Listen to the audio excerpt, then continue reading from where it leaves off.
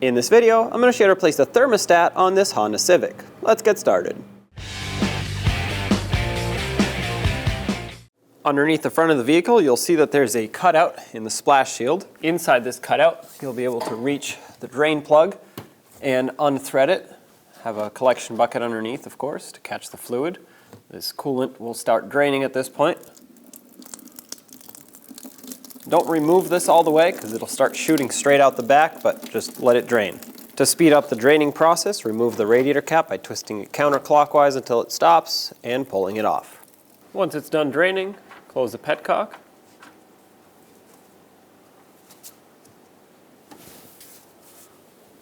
Make sure that's nice and snug. And just take something that'll absorb the drippage, that way it can stop dripping all over the ground once you remove your drain pan. Now that it's done draining, let's cap off the radiator again. That way no debris gets in there and it stays sealed up. Let's remove the upper radiator hose so that we can push it out of the way to get better access to the thermostat housing down here. I'm going to take some pliers, squeeze on the upper radiator hose clamp and pull this off. If the hose is stuck, which often happens, you can take a pick or anything that'll get underneath it without breaking it, just to break that seal.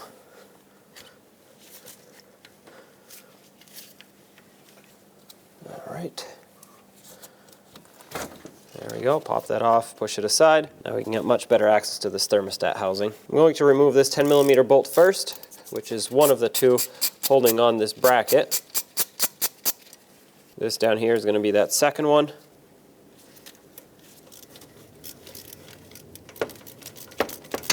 I'm going to speed things up with my air ratchet.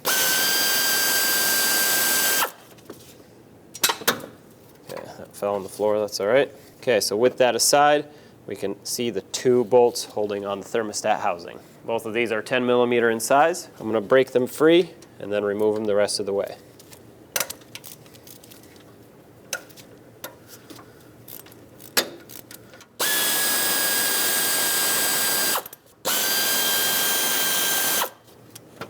Now grab the thermostat housing and pull it off, and right there is your thermostat.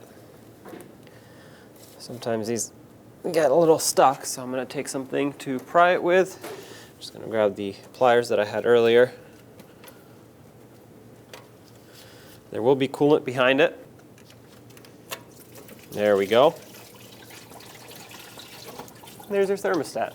Now, the new thermostat does not come with a gasket. The gasket is a separate thing, and this old one, although reusable, I don't recommend it. I recommend just installing a brand new gasket with your new thermostat. The way you know how to install this gasket is there's going to be a cutout here, a round cutout. That needs to go around this little bleeder valve. Otherwise, if you put it on wrong, it won't be able to move and function. At the same time, on the other side of the gasket, you'll see two dimples. These have to be facing down towards the spring area, not towards the top. All right, make sure that is fully seated. Twist it in whichever direction it needs to twist to be centered up. And just make sure it's not caught anywhere, not peened over or anything. That looks perfect. On this side of the thermostat housing, you can see there's quite a bit of corrosion. So what I'm going to do now is just take a scraper and scrape off all of this corrosion. You don't have to get it looking perfect, you just have to get it clean.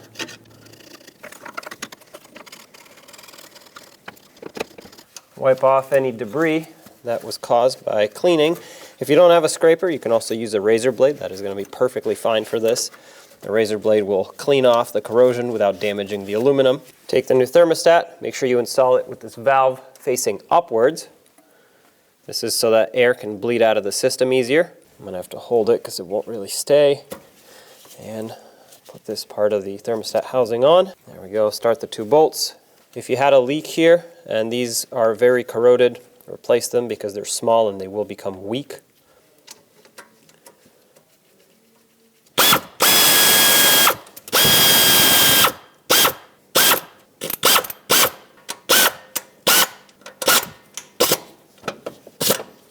The torque on these two bolts is 88 inch-pounds or 7.4 foot-pounds. If you're unable to torque them, make sure they're nice and snug by hand. Let's get this bracket back on here and install the two bolts that hold it.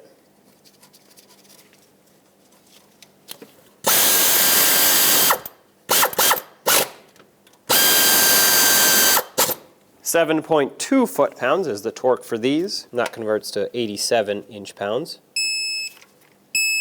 Get the upper radiator hose back on. Grab pliers and push this clamp back onto its location.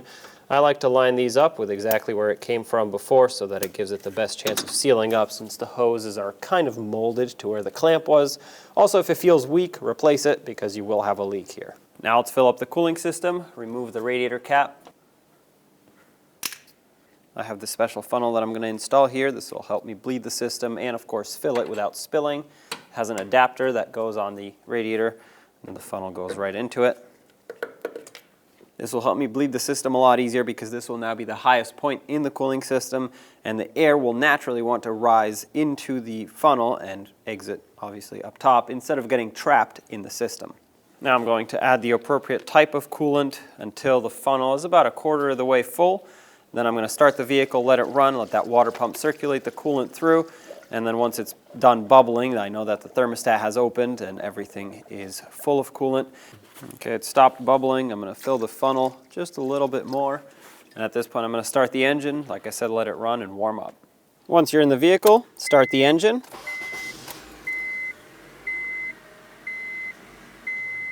And we're just going to let it run and idle so that it can warm up. On the HVAC side, I like to put the heat all the way on high, and I recommend this with the blower on low and have it set to vents. That way you can feel when the heat starts blowing through the vents, and you want to make sure that heater core gets full of coolant, of course, and doesn't have air pockets. Because if it does have an air pocket, you're not going to have heat in the car and you're going to have air trapped in the cooling system. So now we're going to just let this warm up, and we'll come back in a few minutes. You want to watch that temperature gauge and make sure it goes up to the halfway point but doesn't go anywhere past it. If it does, most likely there's an air pocket in the system. You're going to have to shut it off, let it cool down, and start again. Once you're done bleeding, if you squeeze on the upper radiator hose just a little bit, plug the funnel, and then remove it, you'll spill a little bit, but not as much as you would if you didn't do that, because there would be coolant right here. I'm going to pull this away and put the rest in my overflow container, which is actually almost full, so I can't put too much in it. But for now, I'm going to cap the radiator back off. Put the rest in here.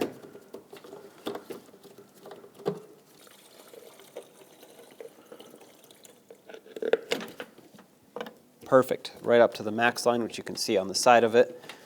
Make sure you thread that cap back on and clean up anything that's spilt. There you go, take it for a road test. When only the best will do, demand TRQ. The only company that lets you view before you do. TRQ is committed to offering the highest quality aftermarket auto parts that are engineered for peace of mind. Thanks for using and viewing with TRQ.